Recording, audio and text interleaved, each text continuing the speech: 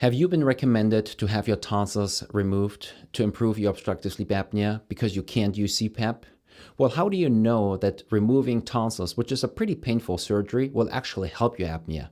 Well, you don't unless somebody has performed a brief endoscopic examination of your upper airway to make sure that no second obstruction is present. And the reason is that some patients have additional areas of obstruction, such as a tongue obstruction, and causes blockage. So a tonsillectomy alone will never cure those people unless we consider a second treatment modality after the tonsils have been removed.